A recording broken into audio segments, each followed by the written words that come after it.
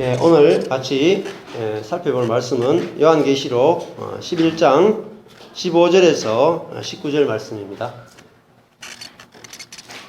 15절에서 19절 말씀.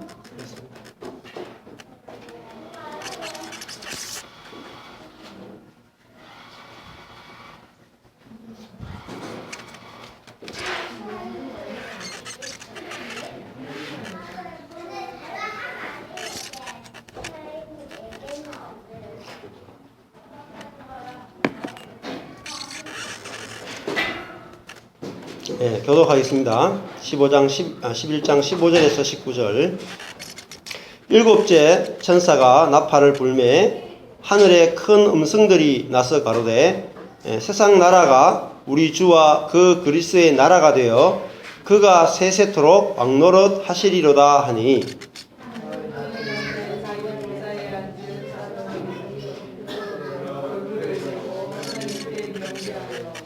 가로되 감사하옵나니 옛적에도 계셨고 시방도 계신 주 하나님 곧 전능하신 이여 신이 큰 권능을 잡으시고 왕노릇 하시도다.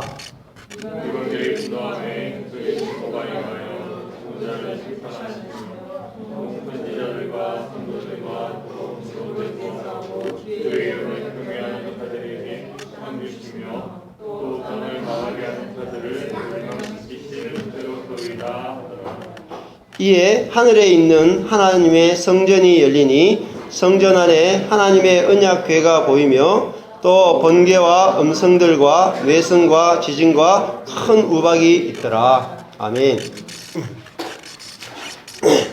오늘 일곱 번째 천사가 나팔을 부는 말씀입니다. 요한계시록이 일곱 개의 세 번에 일곱 번 세 번에 걸쳐 가지고 일곱 번의 그런 심판이 있다라고 했습니다. 자, 근데 이 일곱 번의 그 심판인데 첫 번째가 인을 떼는 것이었죠. 인을 뗀다라고 하는 것이 뭐냐 하면은 인은 그 경륜, 인이라고 하는 것은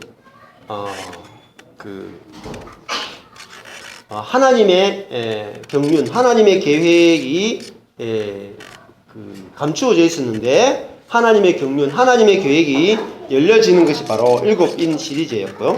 그 다음에 일곱 나팔은 경고였죠.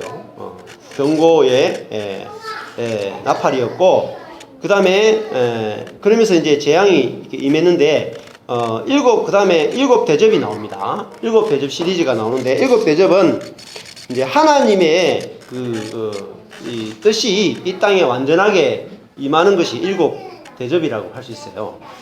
다른 말하면 하늘의 뜻이 땅에 완전하게 임하는 것이 바로 일곱 대접이죠. 왜 이것이 문제가 되냐면은, 자, 하늘의 뜻이 땅에 이루어지면 어떻게 되겠습니까? 여러분, 하늘의 뜻이 땅에 이루어지면 어떻게 될까요?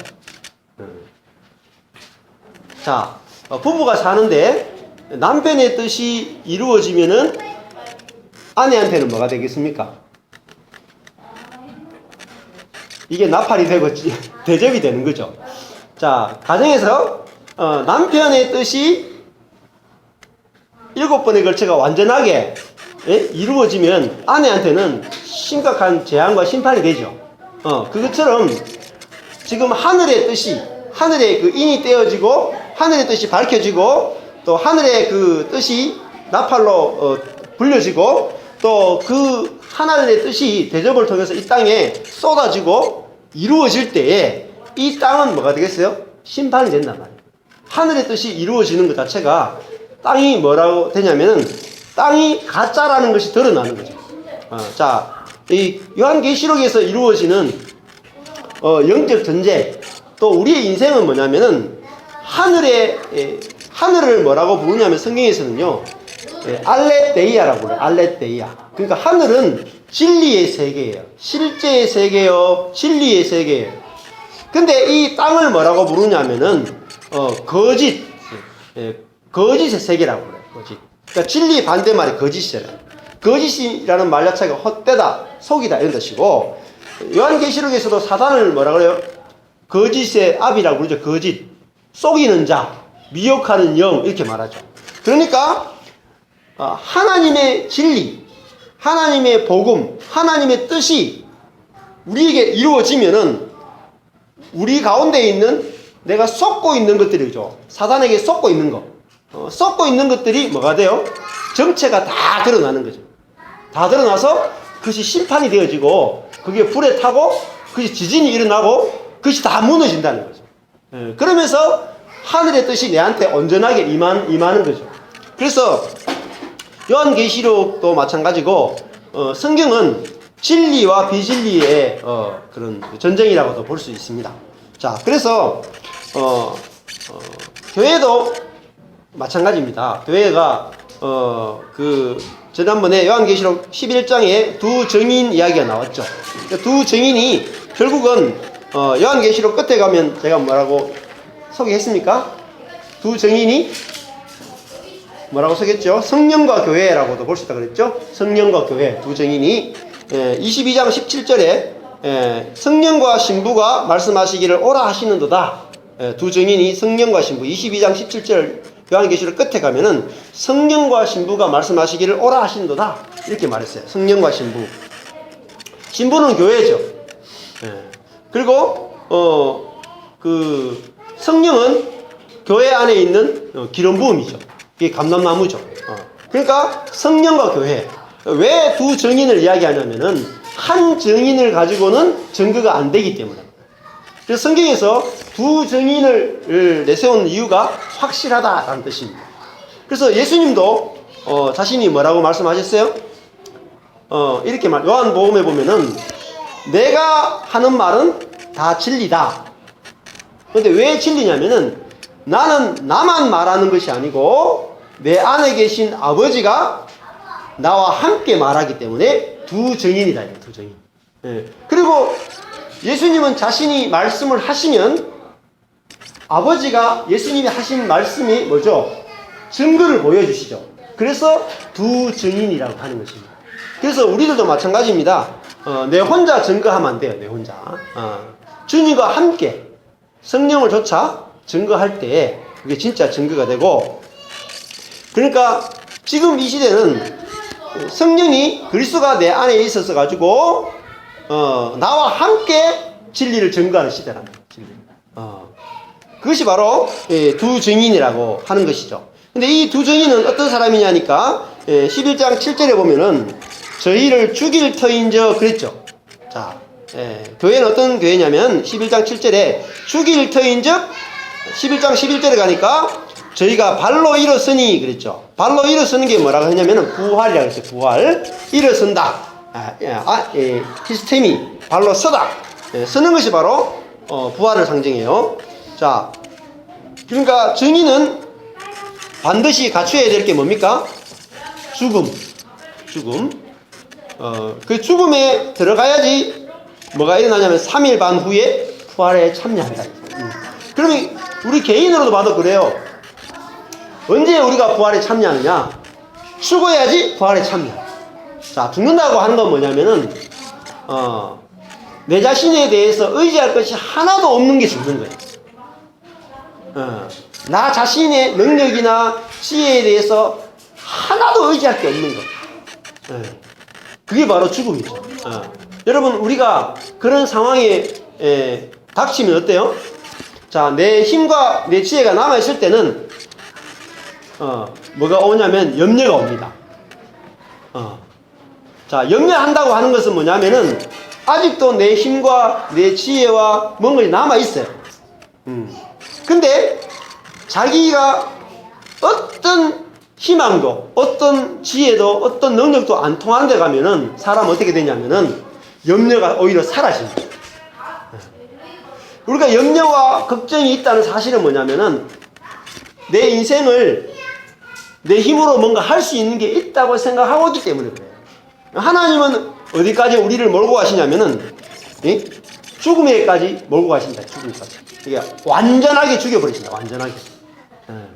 근데 그것이 환경적으로 죽일 수도 있지만 내 자신이 그런 환경이 안 들어가더라도 말씀 가운데도 죽을 수도 있어요. 내가 아무것도 할 수 없는 존재라는 사실이 깨달아지면 돼요. 깨달아져요. 제가 전에도 말씀드렸는데 아우슈비츠 그 수용소에 들어간 사람 가운데 들어가면은 막 사람을 어떻게 가장 효율적으로 죽일까를 연구한 사람이 있었죠. 독일에 그 나치 가운데 그 사람들이 처음에 이렇게 단체 목욕을 시키잖아요. 그럼 큰 이렇게 건물 속에 사람들이 이제 들어갈 때 다 빨가벗고 샥 들어간단 말이죠. 근데 그게 평소 때는 목욕탕이다. 평소 때 목욕탕. 그런데 물이 나올 수도 있고 가스가 나올 수도 있어요. 기급하는 거죠. 어느 날 계속 물이 나오다가 사람들이 다 들어가서 목욕하려고 딱 준비하고 있는데 가스가 나오면 어떻게 되겠어요? 그 안에 있는 사람이 다 죽는 거죠. 그 현상을 밖에 있는 사람들이 지켜보죠. 밖에서 대기하고 있는 사람들이 앞에 있는 그룹이 들어갔다가 완전히 다 빨가벗긴 상태로 죽어가지고 막 다 끌려 나오는 거를 보고 자기들도 어떻게 해야 돼요? 거기에 들어가야 돼요. 그 건물 속에 들어가야 돼요. 그러니까 사람이 너무 공포스럽잖아요. 너무 공포스럽고 지금 가스가 나올지 물이 나올지 모르니까 그 사람들이 막 두려움에 떨고 걱정하고 울고 불고 막 미치고 막 이렇게 하는 거예요. 근데 어느 사람이 안식과 평안을 얻는 줄 아세요? 나는 여기서 헤어날 가능성이 하나도 없다. 나는 이제 죽었다. 죽기를 소망하게 되면은 어떤 일이 벌어지냐면은 그 사람 마음의 평안을 얻어버려요. 자, 왜 두려움이 왔냐면은 살고자 하기 때문에 염려가 오고 두려움이 오는 거예요. 근데 우리가 정말로 그리스도 안에서 내가 스스로 살려고 하는 게 뭐냐? 그게 행위예요. 행위. 내 스스로 내 인생을 살아보겠다. 내가 내 인생을 내 스스로 계획하고 내 힘으로 내 인생의 미래를 만들어서 나의 힘에 의해서 내 자원으로 내 인생을 행복하게 만들 수 있다. 그걸 죄라고 그래요. 나의 자원으로 살아가는 삶. 나의 지혜의 자원으로 살아가고 나의 능력의 자원으로 살아가면 뭐가 펼쳐지냐면 절대로 염려를 벗어날 수 없어요. 염려하지 않으려고 여러분 말씀대로 염려하지 말라 그랬으니까 오늘 염려하지 않겠습니다. 아무리 적용해 보세요. 안 돼요. 염려를 벗어날 수 없어요. 내 인생이 나의 손에 달리지 않았고 나를 지으신 분의 손에 달렸구나. 절대적으로 하나님의 손에 달렸구나. 나의 지혜나 나의 능력이 내 인생을 절대로 어떻게 할 수 없구나. 라고 하는 그 지점으로 하나님 나를 몰고 가신다. 말씀을 통해서, 환경을 통해서. 그래서 가능하면 말씀을 통해서 깨닫는 게 좋습니다.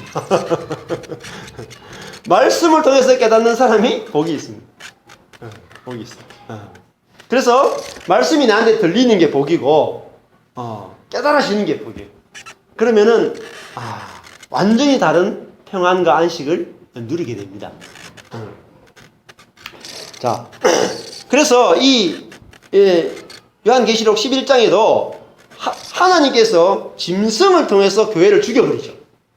맞습니까? 짐승을 통해 교회를 죽인다니까요. 근데 그 죽이도록 하나님께서 허락하신단 말이에요. 그런데 그 죽이는 이유는 뭐냐면 부활시키기 위해서 죽이게 하시는 거예요. 하나님 부활시키기 위해서 죽인단 말이에요. 왜냐하면 죽이지 않고는 부활이 안 되기 때문에. 자, 교회가 죽은 가운데 죽었는데 부활되니까 어떻게 돼요? 사람들이 그걸 보고 죽였던 그 사람들이 어떻게 돼요? 두려워서 회개하고 하나님께 돌아오는 거죠. 그래서 우리도 마찬가지죠. 정말 누군가 나를 찌를 때, 나를 욕을 하고 찌를 때 내가 그 자리에서 이렇게 죽어 있는 게 필요하다. 죽어 있는 거. 정말 죽어 있는 사람. 그래서 오늘 7째 천사가 나팔을 부는데 보시면은 15절에 하늘에 큰 음성이 나서 가로되, 자, 일곱째 나팔이니까 마지막 나팔이잖아요. 완성의 나팔인데, 이 일곱째 나팔을 부는데 또 재밌는 일은 뭐냐면은 하늘에 큰 음성들이 나서 가로되, 자, 나팔을 불면은 원래 뭐가 임해야 돼요? 자, 나팔을 불면은 뭐가 나타나야 돼요? 예, 심판이 나타나야 되죠. 그죠? 예, 재앙이 나타나야 되잖아요. 근데 나팔을 부는데 재앙이 나타나지 않고, 그거는 재앙은 뒤에 가보면은 12장 1절부터 나타나거든요. 12장 1절에. 근데 나팔을 부는데 무엇부터 나타나요? 하늘에 큰 음성이 나서 가로되, 세상 나라가 우리 주와 그 그리스도의 나라가 되어 그가 세세토록 왕노릇 하시리로다 하니, 오히려 복음, 굉장히 기쁜 소식이 들려오잖아요. 그 뭐냐면은 하나님은 심판보다는 은혜를 먼저 선포하시고, 하나님은 우리에게 은혜를 베풀기 원하신다. 심판이 아니라 하나님의 궁극적인 마음은 은혜입니다. 은혜. 하나님이 교회를 죽이시는 것도, 죽음에 내어주는 것도 뭐예요? 은혜다, 은혜다. 살리기 위한 은혜다. 그래서 지금 일곱째 나팔이 불었는데도 세상 나라가 우리 주와 그 그리스도의 나라가 되어 그가 세세토록 왕노릇 하시리로다, 이렇게 말한다. 자, 그러면 생각을 해보십시다. 이 세상 나라가 주와 그리스도의 나라가 된다. 그러면 세상이 이 두 나라가 있는 거죠. 세상 나라, 그리스도의 나라. 이 두 나라가 있다는 사실을 기억해요. 세상 나라, 그리스도의 나라. 뭐가 다를까요? 두 나라는 성분이 달라요. 성분이. 세상 나라는 세상을 말하는데 코스모스. 세상에 있는 것이 뭐라고 했어요? 육신의 정욕, 안목의 정욕, 이생의 자랑. 이게 세상의 구성 요소였죠. 그러니까 이 세상은 정욕과 자랑으로 구성되어 있어요.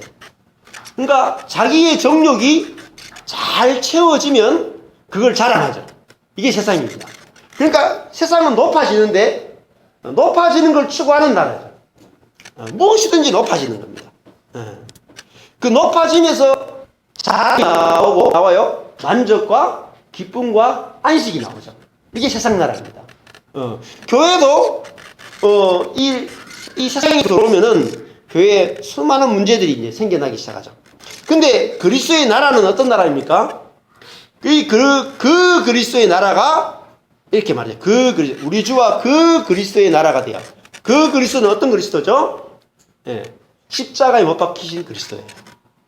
자, 십자가에 못 박히신 그리스도의 나라가 있고 세상 나라가 있어요. 그러면 세상 그리스도의 나라가 있고, 다른 말 하면 이렇게 표현할 수 있어요. 세상 그리스도의 나라가 있고 십자가에 못 박히신 그리스도의 나라가 있습니다. 그래서 마르틴 루터가 제일 혐오했던 게 뭔지 아세요? 영광의 신학이에요. 영광의 신학. 영광의 신학. 그러니까 우리가 하나님을 잘 믿으면은 복을 받는다. 우리가 잘 되기 위해서 하나님을 믿는 것, 그거를 영광의 신학이에요. 그것을 배척했다, 루터가. 그렇게 싫어했던 영광의 신학이 지금 500년이 지나가지고 완전히 융성한단 말이에요. 십자가의 신학이 아니라 영광의 신학이 다시금 자리를 잡고 있단 말이에요. 여러분, 세상 나라는 하나님을 이용해서 내 자신의 욕망을 채우고 내 자신의 자랑을 만들어내고 그것에서 행복을 추구하는 것이 바로 세상 나라입니다. 다른 말 하면은 아담이 성숙해서 자란 것이 바로 세상 나라고 할 수 있어요. 아담. 하나님처럼 되려고 했던 아담이 바로 자란 것이 세상 나라고, 그리스도의 나라는 그렇지 않죠. 그리스도는 키가 자라고 지혜가 자라셨죠. 이 땅에 오셔가지고 키가 자라고 지혜가 자라서 뭐가 됐어요? 십자가에 죄인을 위해서 죽으셨죠. 그것이 바로 그리스도의 나라입니다. 자, 그래서 이것은 세상 나라는 아담이라고 하는 씨를 뿌려서 자라서 열매를 맺은 곳이 바로 세상 나라입니다. 근데 그리스도의 나라는 그리스도를 뿌려서 그리스도가 자라서 그리스도가 열매 맺는 나라가 바로 그리스도의 나라예요. 이 씨가 다르죠. 어떤 씨냐에 따라서 밭이 가을에 열매가 달라집니다. 마찬가지로 우리 인생도 어떤 씨가 뿌려지느냐에 따라서 우리 인생이 달라져 버려요. 예. 여러분 밭은 똑같습니다. 모든 사람은 같은 밭이에요. 근데 씨에 따라서 가을에 보면은 어떤 것은 콩밭이 되어 있고 어떤 것은 대추밭이 되어 있고 어떤 것은 포도밭이 되어 있습니다. 그것처럼 어떤 씨냐에 따라 달라지는 거예요. 그래서 하나님께서는 이 그리스도라고 하는 씨를 우리에게 주셨고 그 씨로 말미암아 우리가 하나님 나라가 되도록 만드셨어요. 그리스도가 아니고는 하나님 나라가 될 수 없어요. 자, 아담의 생명은 어떤 생명입니까? 아담의 생명은 하나님처럼 되려고 높아지려고 하는 본성을 가지고 있어요. 그걸 다른 말로 하면은 11장 7절에 그걸 짐승이라고 그러죠. 짐승. 짐승의 본성을 가지고 태어나면은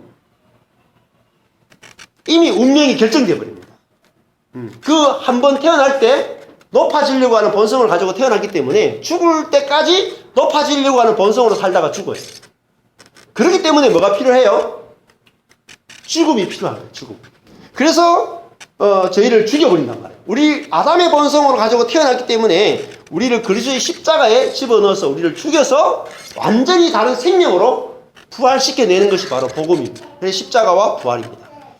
자, 그래서 제가 그 인터넷을 뒤져보니까 어제 저녁에 뒤져보니까 이렇게 나오더라고요. 우리나라가 우리나라 역사를 5,000년 내지 6,000년을 친단 말이죠. 근데 우리나라가 제대로 배가 부른 적이 없었어요. 특히 경상도를 보리문디 이렇게 부르거든요. 보리고개 이렇게. 그러니까 심하다 이렇게 해서 이 강원도는 그래도 그 고구마나 뭐 이런 그 뭐죠? 이 옥수수를 많이 먹고 또 전라도 가면은 해변이 많잖아요. 평야가 많고 그래가지고 전라도는 굶어 죽을 수가 없어요. 왜냐? 바닷가 가서 따개비만 떼먹어도 살아요. 물고기만 잡아도 먹고 살아. 근데 경상도는 바다도 없고 산밖에 없고 그래가지고 옛날에 또 산도 전부 다 뭐 있습니까? 그 불 뗀다고 불쏘시개로 다 쓰고 그러니까 먹을 게 없었던 게 바로 경상도죠. 근데 그래서 경상도 사람은 좀 독해요. 그래가지고 근데 한국 사람이 5,000년 동안 하루 3끼 밥을 못 먹고 대부분 2끼를 먹었다고. 근데 언제부터 3끼를 제대로 먹기 시작했느냐? 제가 태어날 때 1960년 말부터 이제 바뀌기 시작했어요. 왜 바뀌었느냐면은 그때 이제 박정희 대통령 시대인데 그때 엄청나게 이제 북한은 잘 때 우리는 좀 가난할 때였어요. 근데 먹고 살기 너무 힘들었는데 그때 박정희 대통령이 한 사람을 시켜가지고 허문도신가 하던 걸 시켜가지고 필리핀에 사람을 보냈어요. 농학 박사를 보냈어. 그러니까 우리나라 농학 박사가 필리핀에 가서 뭐 했냐면은 왜 필리핀에 가냐면은 필리핀은 1년에 4모작이 되거든. 그러니까 우리나라에서는 이 벼 씨앗을 좋은 품종으로 개량하려고 하면은 1년에 한 번밖에 실험을 못 하는 거야. 근데 필리핀에 가면 3번 내지 4번을 실험할 수 있거든요. 1년 내내 실험할 수 있는 거야. 이 밭에서 저 밭에서 계속 시기 따라가지고 막 어마어마하게 실험을 많이 할 수 있기 때문에 필리핀에 가서 그 종자를 개량시키기 위해서 필리핀으로 가게 된 거예요. 그래서 원래 벼가 남방계가 있고 북방계가 있다고 이야기 하더라고요. 근데 두 종류의 씨가 이렇게 잘 교배가 안 돼요. 그래서 남방계는 뭐 아주 팔랑팔랑거리고 뭐 북방계는 좀 이렇게 찰지고 뭐 그런가 봐요. 근데 두 개가 이제 교배가 잘 안 되는가 봐요. 근데 보냈던 농학 박사가 막 연구하더니 드디어 새로운 씨앗을 만들어내는 게 통일벼였어요. 그래서 그 통일벼를 가져와가지고 우리나라에 가서 딱 심었는데 보통 그 벽씨가 어느 정도 한 줄기에 우리나라가 80알밖에 안 열렸대요. 근데 통일벼 씨앗을 가지고 심으니까 그 해에 얼마 열리냐면은 200알 내지는 250알이 열립니다. 몇 배예요? 3배. 3배나 많이 열린 거야. 그러니까 논 한마디에서 만약에 쌀이 한 가마 나오다가 갑자기 3가마가 나온 거예요. 그럼 어떻게 되겠어요? 하루에 밥 한 끼 먹는 사람이 몇 끼 먹어요? 3끼 먹는 거야. 그래서 그때 통일교 때문에 어떻게 되냐면 우리나라가 이 굶주림에서 헤어나오기 시작했어요. 그러면서 지금은 통일교보다 더 좋은 벼가 나오죠. 지금은 막 그거보다 훨씬 더 많은 알이 열릴 거예요. 줄기 하나에 80알이 아니라 250알이 아니라 지금은 몇 알이 열린지 모르겠지만 그거보다 훨씬 더 좋은 벼가 지금은 어떻게 돼요? 쌀이 발에 막 채이죠. 지금 막 쌀 남아 돌고 막 처치곤란이야. 이거 뭐 때문에 그렇습니까? 씨앗이 달라졌다. 씨앗이. 이것이 아주 중요합니다. 여러분, 예수님이 오시기 전까지는 사람이라고 하는 밭에 뭐가 심겨졌습니까? 아담이라고 하는 씨앗이 심겨져 있었어요. 그러니까 아담이라고 하는 씨앗을 심는 한은 아무리 농사를 잘 지어도 100알을 못 넘는다. 100알. 그러면 그 허기와 기근을 해결할 수 없었다. 그런데 하나님께서는 무엇을 준비하셨냐면은 예수 그리스도라고 하는 씨앗을 준비하신 것이 5,000년이라는 세월이 걸렸어요. 아담으로부터 해서 그리스도까지.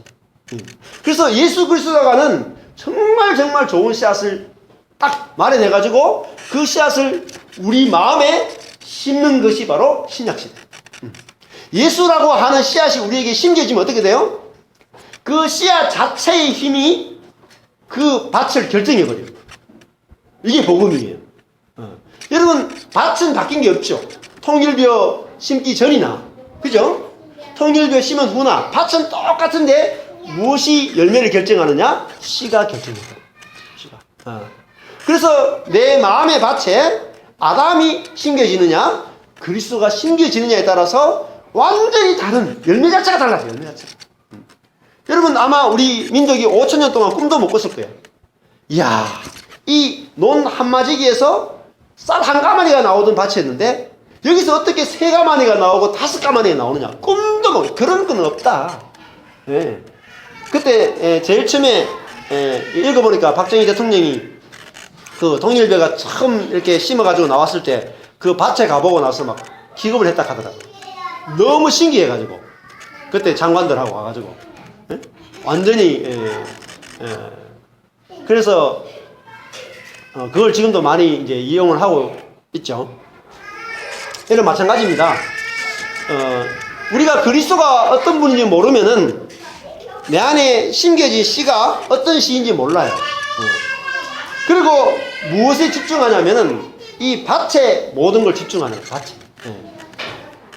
씨는 거 다 하고 아담의 씨를 가지고 아무리 노력해봤자 나오는 것은 의미가 없다. 자, 우리가 지금 세상 나라와 그리스도의 나라가 무엇의 차이가 있냐면 세상 나라는 이 씨는 아담의 씨인데 밭을 바꾸어서 수확량을 늘리려고 하는 거죠. 근데 그리스도의 나라는 뭐냐면은 밭은 그대로인데 하나님의 은혜이신 그리스도가 우리 안에 심겨짐으로 다른 열매가 나오게 해요. 다른 열매. 그것이 바로 하나님이 그리스도의 나라예요. 그러니까 우리에게 달린 것이 아니고 누구에게 달렸어요? 하나님께 달렸다. 하나님께. 내 인생이 그리스도에게 달려있다. 이게 복음이에요. 근데 대부분 우리가 나에게 달려있다라고 끊임없이 우리가 생각한다. 우리 자녀들도 그렇고 교회를 보도 그렇고 여러분 교회도 그리스도에게 달려있단 말이에요.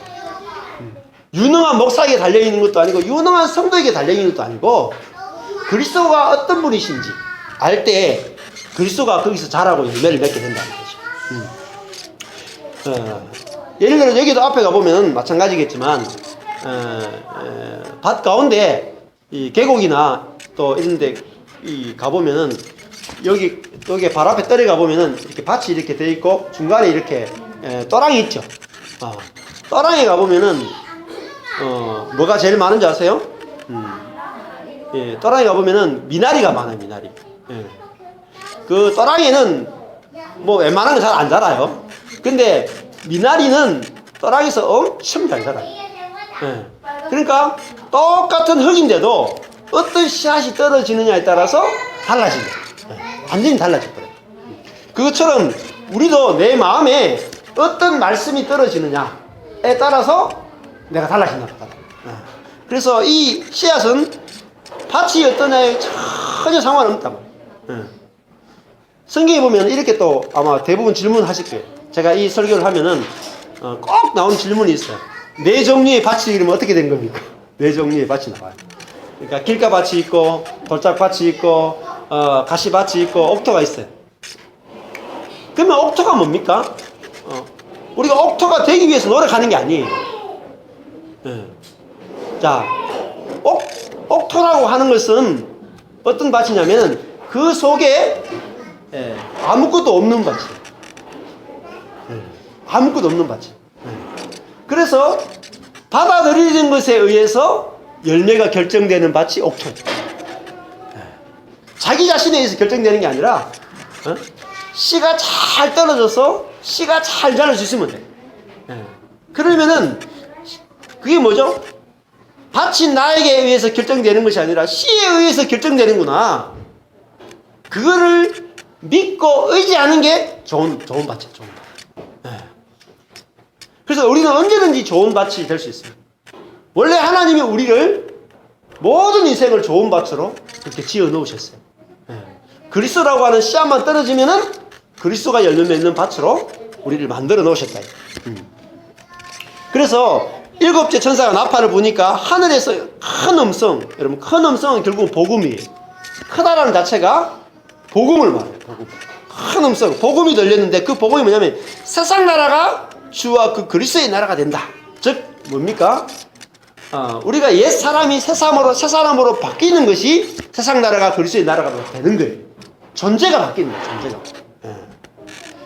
그냥 나와 전혀 별로 상관없이 세상이 하나님 나라가 된다 이런 개념도 있지만 그것보다 더 중요한 것은 우리 존재가 바뀌어버린다. 밭이 달라진단 말이죠. 자, 그것이 그리스도의 나라가 된다. 이렇게 표현할 수 있습니다.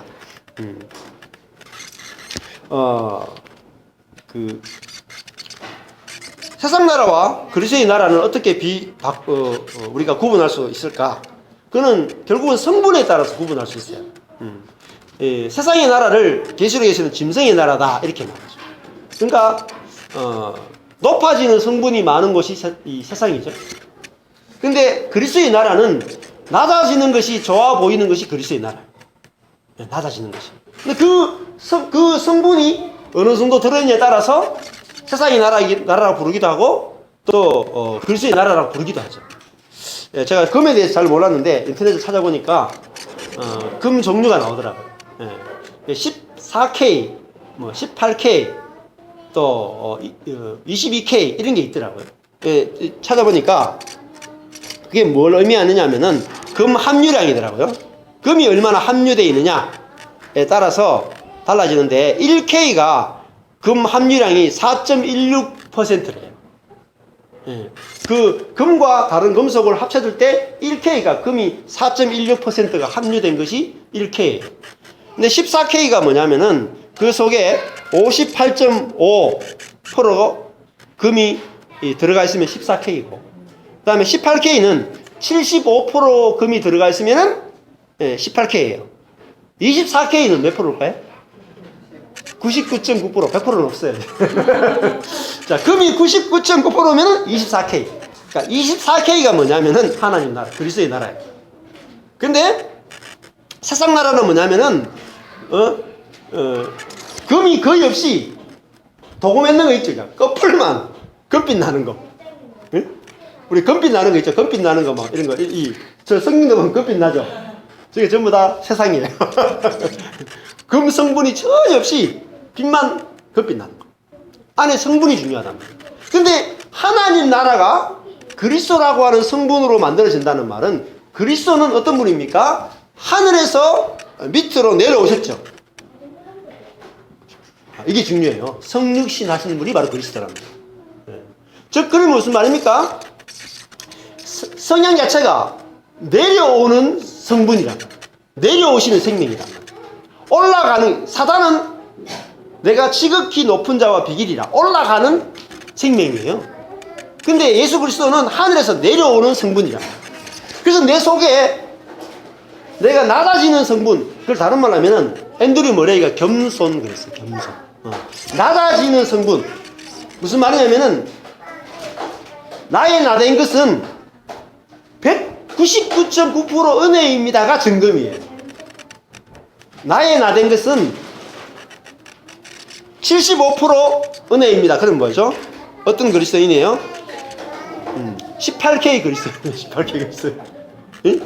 나의 나된 것은 58.5%가 은혜입니다. 하면 뭐예요? 14K 그리스도인이에요. 14K 그리스도인. 근데 나의 나된 것은 99.9%가 주의 은혜이고 나의 어떤 말은 전혀 상관없습니다. 이게 증금 같은 거지. 우리가 그런 사람을 만나면은 이 사람이 증금과 같구나. 이거 알게 돼, 여러분. 그 사람 만났는데 나의 나된 것은 99.9% 100% 주님의 은혜고 나의 어떤 말은 아무런 상관없습니다. 그 사람이 증금 같은 사람. 자기 것이 없는 사람. 자기 자랑이 없는 사람. 예수 그리스도는 어떤 분이냐면 자기 자랑이 없는 분. 요한복음에 가보면은 내가 말하는 것은 내가 말하는 것도 아니고 내가 기적을 행한 것은 내가 기적을 행한 것이 아니고 그죠? 다 아버지께서 나를 통해서 하신 것이다. 내가 한 것이 아무것도 없다. 다 은혜로 되어진 것이다. 그렇게 말씀하시는 분이 누구냐면 그리스도라고. 그래서 은혜로만 산다. 은혜로만 건축되는 것을 성전이라고 부릅니다. 그 성전은 재료가 뭐였어요? 지성소가 들어가. 지성소. 그래서 오늘도 말씀 보면은 21장 19절에 보면은 이에 하늘에 있는 하나님의 성전이 열리니 성전 안에 하나님의 언약궤가 보인다. 이렇게 말했어요. 하나님의 언약궤가 보이는 곳이 어디입니까? 지성소. 지성소는 뭐로만 되어 있어요? 금. 완전히 다 금으로 되어 있어요. 다 뭐로 되어 있다는 거예요? 100% 은혜로 되어 있다. 하나님의 은혜로 다 건축되는 것. 그것이 하나님의 나라예요. 그러니까 우리가 그 하나님의 은혜로 다 되어지는 세계이기 때문에 우리가 뭐예요? 안식과 평안을 우리가 누리게 됩니다. 그래서 그런데 중요한 것이 뭐냐면은 11장 19절에 이에 하늘에 있는 하나님의 성전이 열렸다라고 하는 거죠. 지금은 어떤 시대입니까? 하늘에 있는 하나님의 성전이 열린 시대라는 거예요.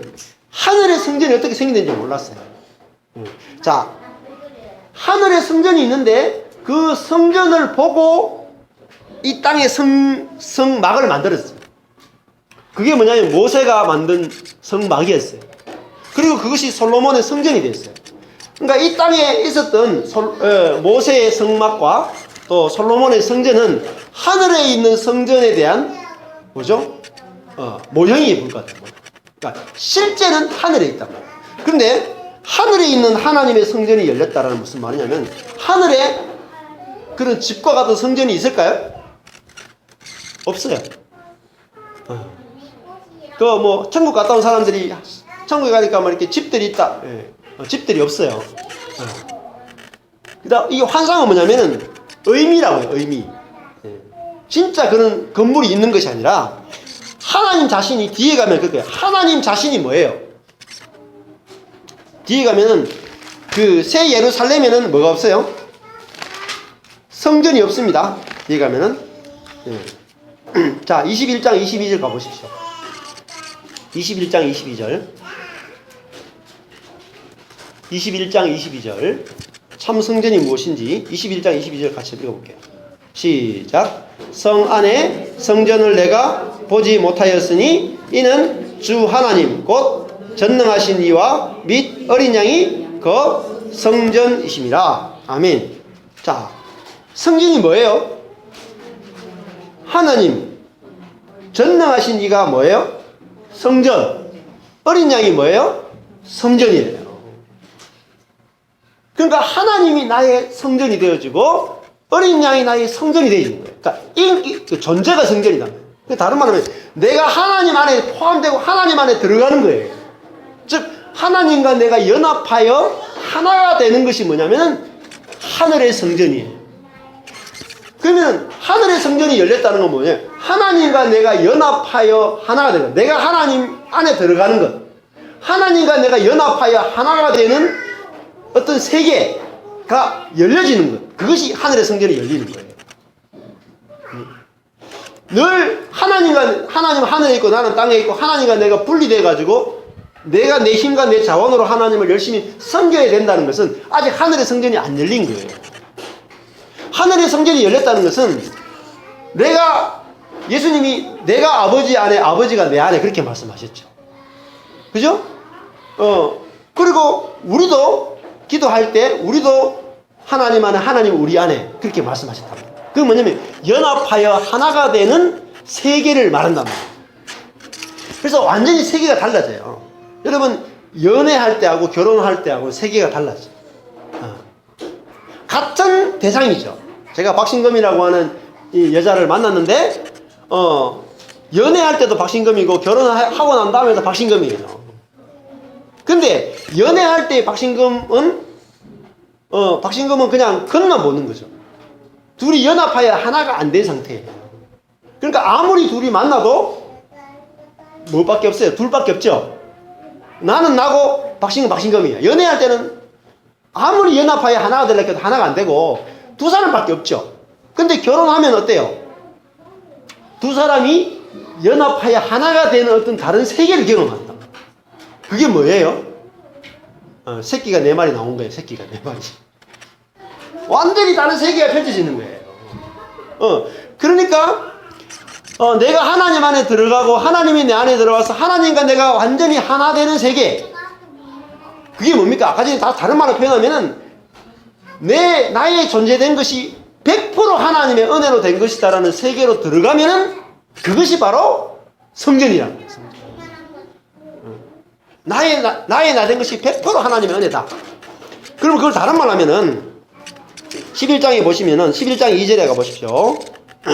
11장 2절에 이방인에게 성전 방마당은 이방인에게 주었는데 이방인들이 42달 동안 성을 짓밟죠. 자, 42달, 여기서 42달 그랬죠. 42달.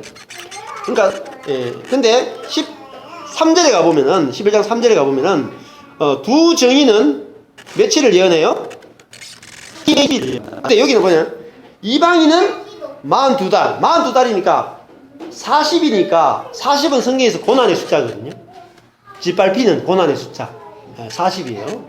근데 이 3절에 1260일은 12라고 하는 것도 통치의 숫자죠. 근데 이 1260일은 정의는 뭘 사냐면은 하루하루를 살아요. 하루하루를 산다. 그러니까 무슨 말이냐면은 굵은 베옷을 입고 1260일을 예언한다는 말은 굵은 베옷은 뭐죠? 죽었다는 거죠. 즉 정의는 세상에 대하여 죽은 자로서 하루하루를 하나님의 말씀을 대언하며 사는 거예요. 이게 정의예요. 이게 교회예요. 무엇에 대해 세상에 대하여 죽은 거예요. 높아지려고 하는 세상이 좋아 보이지 않고 낮아지려고 하는 이 그리스도의 나라가 좋아 보여서 그 굵은 베옷을 입고 하루하루 뭐예요? 하루하루 하나님의 은혜를 찬양하고 그 은혜를 누리며 1260일을 산단 말이에요. 그게 예언이에요. 그래서 우리 기도문 가운데 평온을 구하는 기도 가운데 하루하루 살게 하시고 한순간 한순간 누리게 하시며 그래서 정의는 하루하루 사는 겁니다. 하루하루가 하나님의 은혜로 주어지는 하루라는 것은 아니죠.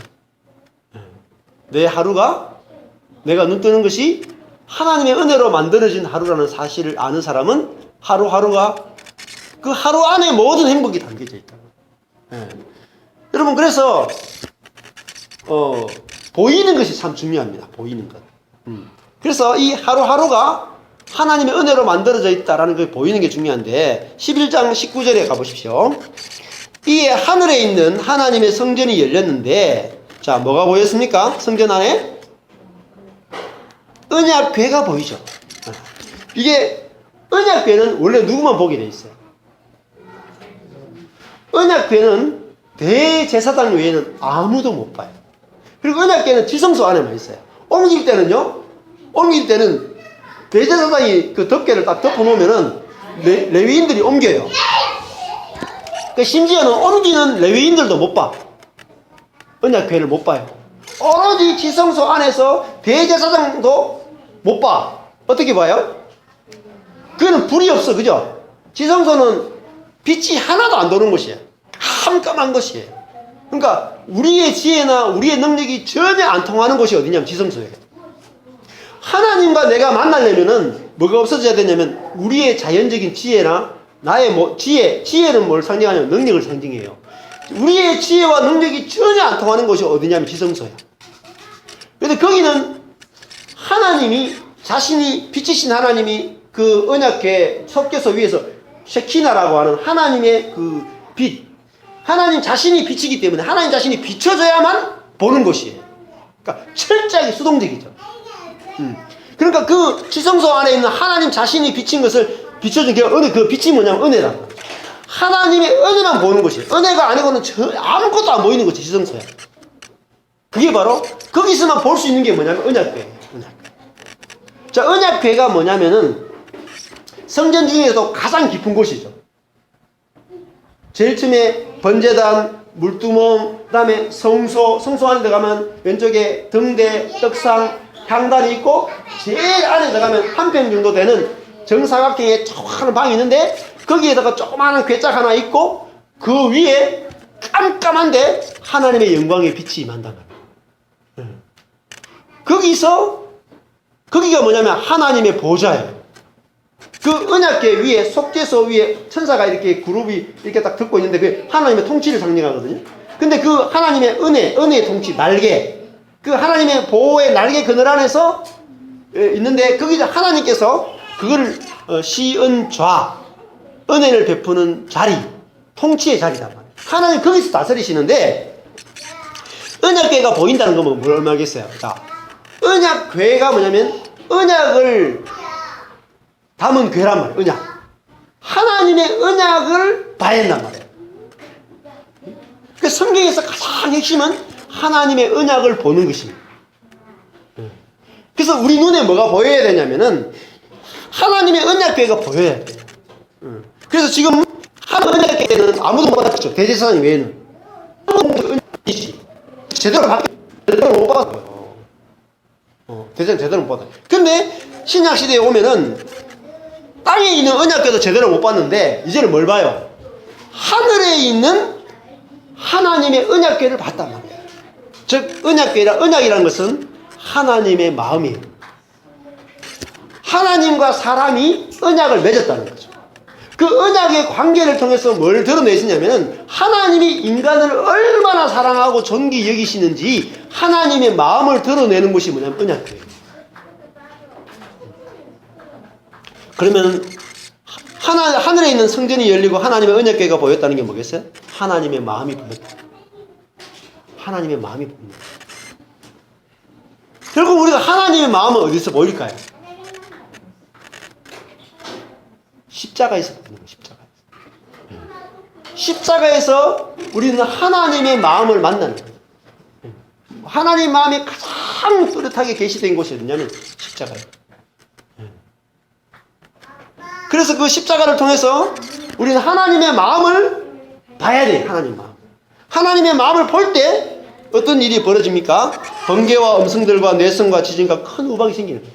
하나님 마음을 딱 만나면은 내 안에 있는 거짓된 것들이 막 지진이 일어나고 우박이 떨어지고 큰 음성들이 들려지고 번개가 치고 하나님 말씀이 깨달아지고 내 모든 것들을 다 버리게 된다. 그것이 바로 언약궤가 보인다는 뜻이죠. 이번 주에도 그런 말씀 드렸고 저번에도 말씀드렸는데 하나님의 언약이 보인다는 게 뭐냐면은 여기 이번 주에도 했어요. 아브라함이 그 하나님이 아브라함에게 언약을 하시죠. 성경에서 제일 중요한 언약이 중에 하나가 뭐냐면 아브라함 언약이에요. 그것을 헷볼 언약이라고 또 불러요. 하나님이 아브라함에게 아들을 주겠다, 땅을 주겠다. 그리고 뭐 했어요? 너를 복 자체가 되게 하겠다라고 약속하셨어요. 그런데 그 언약을 하면은 두 쪽이 이렇게 해야 돼요. 예. 아마 이제 결혼하면은 두 사람이 이제 약속을 한단 말이죠. 예. 약속을 해가 이제 결혼하는데, 우리 현현자매도 남편하고 결혼할 때 이제 검은 머리 팥불이 되었도록 뭐 이렇게 아마 언약을 했을 거예요. 했는데, 예. 약속을 하면 어때요? 쌍방이 뭘 짐을 져요? 권리도 지고, 권리도 가지고, 의무도 지죠. 근데 쌍방이 의무를 지죠. 한쪽만 의무를 지지 않잖아요. 그게 언약이라는 말은 다른 말로 계약이야. 법적 계약이라는 뜻이에요. 법적인 계약. 그러면 뭐가 따라요? 계약에는 뭐가 따릅니까?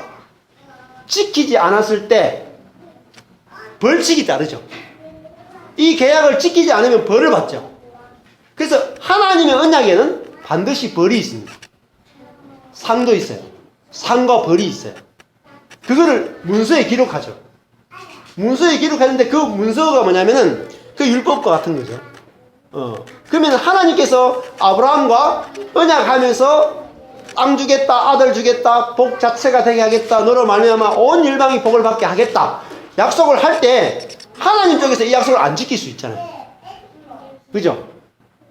하나님 나 모르겠다 할 수 있잖아요. 그럴 가능성이 있죠. 근데 사람 쪽에서도 하나님이 그렇게 약속했는데 안 믿을 수 있잖아요. 그죠? 그 약속을 안 믿고 딴짓할 수 있잖아요. 그래서 두 언약의 당사자가 만나가지고 계약식을 해요. 우리도 그냥 할 수 있지만은, 결혼도 그냥 할 수 있지만은, 결혼식을 하죠. 모든 사람 보는 데서 결혼식을 하잖아요. 그래서 원래, 결혼식 할 때는, 여기 빨간 카페트를 쫙 깔고 해야 돼요. 이렇게. 중간에. 빨간 카페트를 쫙 깔고, 신랑과 신부가 그 걸어 들어와야 돼. 왜 걸어 들어오냐면, 이 언약을 어기는 쪽이 어떻게 되는 거예요? 피를 보겠다는 거예요. 언약을 어기는 놈이 짜갈라진다. 이렇게. 칼로 내가 두 동강 내도 언약을 어기는 쪽에서는 아무 말 할 수 없어. 그게 바로 언약식이에요. 그래서 하나님이 아브라함과 언약을 맺을 때도 하나님 일부러 짐승을 잡아서 둘을 쪼개라 그랬죠. 쫙 쪼개가 벌려놔라 그랬어요. 그 피가 절절절 흐르는데 이 원래는 신랑과 신부가 손잡고 들어가야 되는데 신랑이신 하나님의 불만, 햇불만 거기를 지나가고 아브라함은 안 지나갔죠. 이게 언약이에요. 그러면 이거는 공평한 언약입니까? 불공평한 언약입니까? 지극히 불공평한 언약이죠. 그러면은 이 언약 속에는 하나님은 이 언약을 안 지키면 어떻게 돼요? 만약에 아브라함이 아들이 없거나 아브라함이 땅이 없거나 아브라함이 복 자체가 안 되면 하나님 어떻게 돼요? 하나님 자리에서 내려와야 돼. 그리고 그날부터 아브라함이 하나님 자리에 앉고 하나님이 아브라함의 재판에 의해서 하나님이 죽어야 돼요. 이게 언약식입니다. 근데 그 언약식이 그 언약의 패턴을 가지고 하나님 뭘 보여주시면 그 언약이라고 하는 그 고대에 있었던 실제적인 언약 행위를 통해서 하나님의 마음을 우리에게 보여주신단 말이에요. 하나님은 우리를 얼마나 사랑하시는지 보여준단 말이에요. 일방적으로는 사랑이에요. 일방적 사랑. 근데 이 언약에서 하나님도 언약을 지키고 아브라함도 언약을 지키면 어떻게 될까요? 하나님도 언약을 지키고 아브라함도 언약을 지키면 아무 일 없는 일이에요. 은혜라는 것이 존재가 하잖아요. 왜? 하나님도 아브라함이 지키니까 얘가 지키기 때문에 하나님은 약속을 이행하죠. 아브라함도 하나님이 약속을 지키니까 내가 약속을 이행하죠. 그러면은 둘 사이에 뭐가 없어요? 사랑이 없어요. 은혜라는 게 없어져 버려요. 그러면 은혜라고 하는 것이 발생되려면 어떻게 돼야 돼요? 은혜라는 것이 발생되려면은 한쪽에서 어겨줘야 돼. 그래서 아브라함이 감사하게도 하나님을 믿지 않고 애굽으로 내려가기도 하고 아내를 누이라고 속이기도 하고, 그죠? 아들 주겠다 하는데 피식 웃기나 하고 이렇게 해줬기 때문에 언약을 어겼기 때문에 언약을 어기는 아브라함이 언약을 어기면 어떻게 돼요? 자, 아브라함이 언약을 어기면 어떻게 됩니까? 아브라함이 사실상은 죽어야 되죠, 원래는. 그러니까 아브라함이 죽어야 되는데 누가 죽어요? 하나님 자신이 죽어서 아브라함이 언약을 어긴 것에 대해서 하나님이 대가를 치르는 것이 바로 횃불 언약이에요. 그게 바로 십자가예요, 십자가. 그리고 십자가는 저주죠, 저주. 언약을 어긴 것에 대해서 주어지는 저주가 바로 십자가예요. 근데 그 저주를 우리가 짊어지는 것이 아니라 하나님이 다 짊어지는 거예요. 그걸 십자가라고 합니다. 그래서 십자가가 우리에게 은혜다. 그 십자가를 알게 되면은, 야, 내가 져야 되는 모든 저주를 하나님이 그리스도 안에서 다 짊어지셨다. 그 예수님이 짊어지셨다. 그것만으로 부족해요. 사실은 예수님이 십자가 질 때 그 누구의 마음이냐면 아버지의 마음이다. 하나님 아버지의 마음이다. 그것이 언약궤가 보이는 거예요. 그래서 야, 내 인생이라고 하는 것이, 아브라함의 인생이 전적으로 하나님의 언약과 은혜에 의해서 아들이 주어지고 땅이 주어지고 자신이 복이 된 것처럼 우리 인생도 어때요? 누구에게 달려있어요? 언약하시는 하나님께 달려있다. 여러분, 내 인생이 나에게 달린 것이 아니라 나와 언약을 맺어주신, 일방적으로 언약을 맺어주시는 하나님의 손에 이미 달려가지고 이미 하나님의 손에서 끝난 거예요. 다 이루어졌다. 그게 복음이에요. 내 인생이 이미 하나님의 손에 완전하게 나의 신실함에 달린 것이 아니라 하나님 자신의 언약에 대해서 신실한, 그걸 헤세드라고 그래요. 언약의 신실한 사랑, 그걸 헤세드라고 해요. 언약을 절대 어기지 않고 그 언약을 성실하게 이루신 하나님의 사랑을 헤세드 사랑이에요. 그거를 하나님은 사랑이시다 이렇게 말합니다. 그러면 내가 걱정할 필요 있습니까, 없습니까? 내 인생은 걱정할 필요가 없다. 그래서 내 인생에 대해서 손을 떼셔도 됩니다. 아, 내 인생은 이제 내 손에 달린 것이 아니라 나를 지으신 분의 손에 달려있고 나를 구원하시는 분의 인생에 손에 달려있고, 그래서 내가 만족이 온다 말이야. 그것이 바로 아까 전에 뭐라 했습니까? 밭은 씨에 달렸다는 뜻이, 밭에 달려있지 않고 씨에 달려있다 라고 하는 것이 그 뜻입니다. 여러분, 우리 자신을 봐도 그래야 돼. 내 자신을 봐도 이제는 그리스도 안에서 그리스도의 나라가 되었고 하나님의 언약궤가 보이시, 하나님의 언약이 보여야 돼. 아브라함의 신실함에 달린 것이 아니라 하나님의 신실함에 달려있는 그 아브라함. 그 아브라함이 누구냐면 모든 성도의 대표예요. 모든 성도의 대표가 아브라함이에요. 그러면 그 아브라함이 누구냐면 내 자신이에요. 내 자신.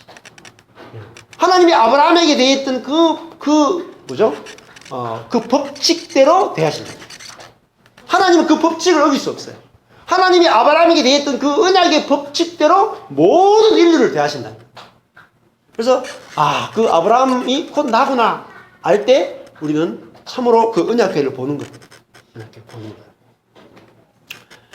네. 자, 그러면 보십시오. 내 자신이 나에게 달린 것이 아니라 언약해 주신 하나님의 그 은혜에 달려있죠. 99.9%. 그게 정금 같은 사람이죠. 여러분, 옆에 있는 사람 형도가 어떻게 보여야 됩니까? 그 사람의 행위에 달린 게 아니죠. 뭐에 달렸어요? 그 사람을 부르신 하나님의 손에 달려있어요.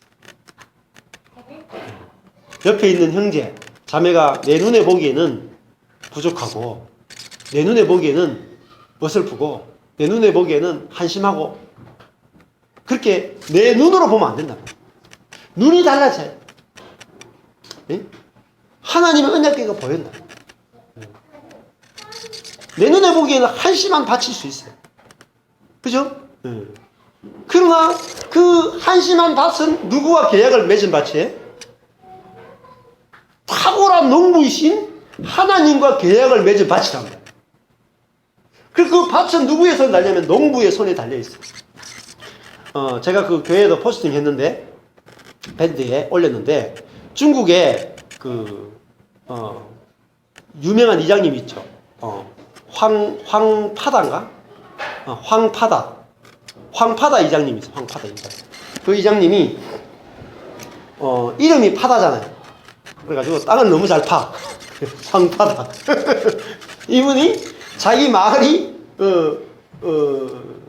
그 중국에 아주 그 골짜기에 있어요. 그 부이저우성인가? 거기 있는데 물이 없는 동네. 물이 없어. 너무 골짜기인데 물이 없는 동네라.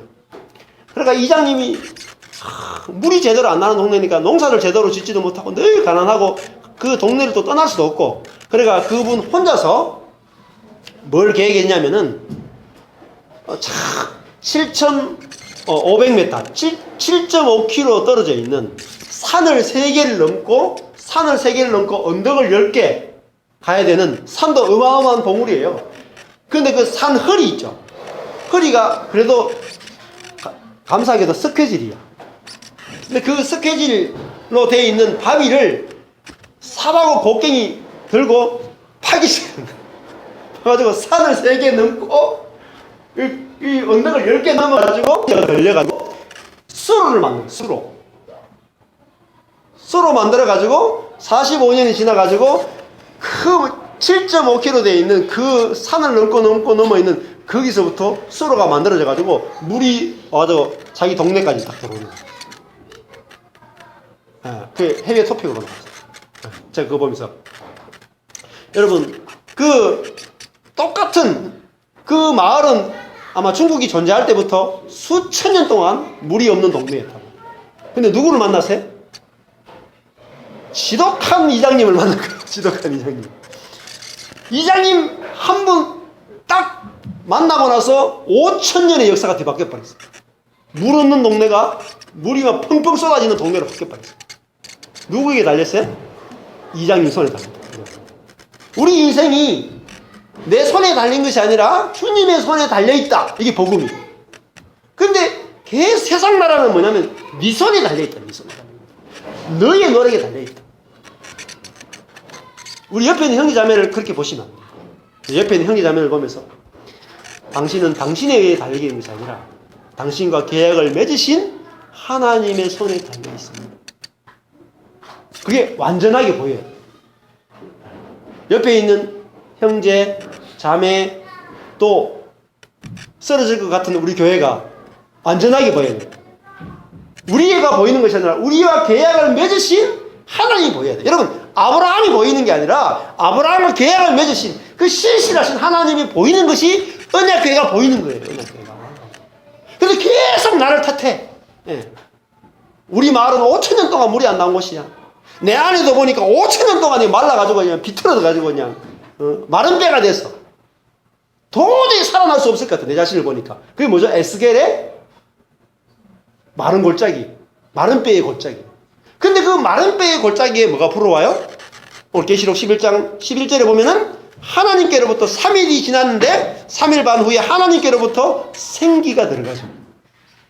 은혜가 들어가고 언약이 들어가고 생기가 들어가니까 발로 일어서서 군대가 된단 말이에요. 네? 우리가 은혜를 알 때만 우리는 살아날 수 있어요. 우리 인생이 우리에게 달리지 않았다는 사실. 좋은 농부만 만나면 완전히 달라지기 시작합니다. 네. 중국에도 보면은 많은 이야기들이 있습니다. 중국에서 중국 사람 진짜 독해요. 네? 한 사람이 거의 사막을 오아시스로 만드는 이야기가 너무 많아요. 중국에. 네? 어떤 농부를 만나느냐. 네. 지금까지 여러분 우리 자신이 변화된 것이 적었다면 왜 변화되기 적었냐면 나 자신에게 달려있다라고 생각하기 때문에 안 변화돼요. 구원이라고 하는 뜻은 하나님이 우리를 바꾸신다는 뜻이에요. 하나님이 우리를 거룩하게 하신다는 뜻이에요. 하나님이 우리를 새롭게 창조한다는 것입니다. 그래서 그 구원은 날마다 우리가 경험해야 되고 누려야 되는 구원이란 말이죠. 여러분, 그래서 사람을 볼 때도 저도 좀 달라지는 게 있더라고요. 제가 제 아내를 볼 때도 그렇더라고요. 그전과 좀 달라진 부분이, 제 아내는 옛날에 보면은 아내를 보면은 두 가지 물을 내더라고요. 선물과 단물을 함께 냈어요. 그래가지고 제가 아내를 보면서 단물이 나오면 여보 이쁘다 이렇게 해요. 선물이 나오면 뭐 이런 나쁜 우물이 있나 늘 우물 탓을 했어요 제가. 그래가지고 좀 단물 나오는 우물을 만들려고 늘 그렇게 단물을 내라 왜 선물을 내냐 이렇게 막 이렇게 입을 댔거든요. 근데 복음을 알게 되니까 야 아내가 뭐로 보이냐면 밭으로 보이는 거예요. 밭으로.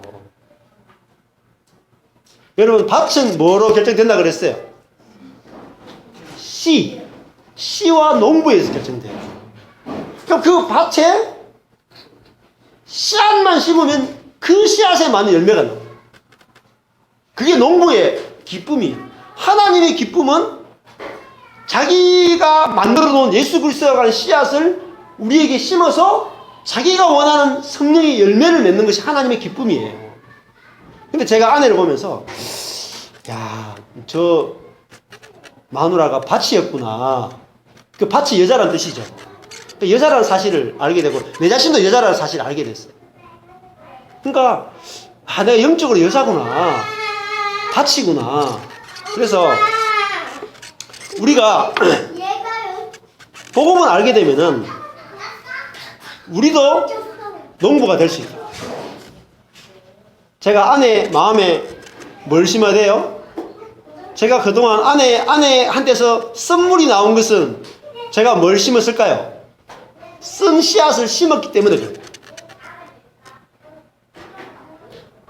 제가 단 것을 심으면 단 것이 나오고 쓴 것을 심으면 쓴 것이 나온다. 누구에게 달렸어요? 밭은 농부에게 달렸어요. 여러분 내 옆에 있는 사람은 누구에게 달렸어요? 나에게 달렸다니까요. 나에게. 내가 그 사람에게 심는 대로 거두는 거예요. 내가 그 사람에게 은혜를 심으면 은혜가 나오고, 그죠? 그 사람에게 악을 심으면 악이 나오는 거예요. 그래서 하나님 그 농부가 뭐죠? 창조자예요. 창조자. 그러니까 우리도 그게 하나님의 아들이야. 그 사람이 하나님의 아들이야. 누가 하나님의 아들이냐? 자기가 심는 것을 거두는 사람이죠. 그리스도를 심어서 그리스도를 거두고 은혜를 심어서 은혜를 거두는 그 사람이 하나님의 아들이다. 그러니까 예수님은 우리에게 오셔서 우리에게 뭘 심었어요? 우리에게 자신의 은혜를 심어서 은혜를 거두신 분이 바로 그리스도라는 거예요. 그러니까 점점 쉬워져요. 복음을 아는 것은 사람에 대해서 다 쉬워지는 거예요. 내 자신에 대해서 더 쉬워져요. 나를 바꿀 필요가 없어. 심기만 하면 돼요. 하나님의 말씀만 심으면 돼요. 그 심겨진 대로 나는 거니까. 그래서 제가 요즘 아내를 볼 때 조금 더 참 좀 제 개인적으로 조금 더 신기해요. 요즘 좀 화를 좀 확실히 덜 내시더라고요. 제가 좀 심은 게 조금씩 달라지니까 요즘 너무 좋아요 아내가. 그러니까 너무 좋은 밭으로 보이는 거죠. 왜냐면 그전에는 내 눈이 이게 희미해가지고 그걸 못 봤단 말이에요. 내 눈이 흐려가지고 하나님 언약궤가 안 보였단 말이에요. 100% 은혜인 것이 안 보였단 말이에요. 근데 우리가 눈이 밝아지면 밝아질수록 그것이 보여진다는 거죠. 우리가 하나님의 은혜가 보이면은 뭐가 사라지냐면은 내 목적이 사라져요. 내 인생의 목적이 사라져요. 내 뜻대로 이렇게 됐으면 좋겠다라는 게 사라져요. 다 좋아 보인다니까요. 나에 의해서 결정되는 것이 아니라 심는 농부에 의해서 내 인생이 결정되는 것을 보이기 때문에 내 흙이나 밭은 자기 목적이나 자기 계획이 없어져요. 그러면 다투지 않는다. 하나님의 종은 사람과 다투지 않는다. 이렇게 말이죠. 자기의 목적이 없기 때문에 다투지 않는다. 저도 우리 교회에서 왜 새 교회가 분립되어 나가느냐? 제 목적이 있었기 때문이죠. 제 목적. 분리되어 나가는 사람도 자기 목적이 있다. 그러니까 정말 주님을 우리가 알게 되면 내 목적이 사라져요. 주님의 목적이 내 목적이 되어서 우리 주님과 그 지성소에서 완전히 하나됨을 경험하고 누립니다. 그래서 이 은혜의 세계로 우리 불러주신 주님을 찬양합니다. 기도하겠습니다.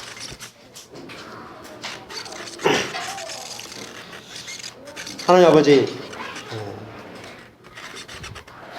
99.9%가 아니라 100%의 은혜로 우리와 언약을 맺어주시고 일방적 계약으로 우리를 사랑하시고 우리가 짊어져야 될 모든 저주를 예수 그리스도께서 다 짊어지심으로 우리를 받아주신 주님을 찬양합니다.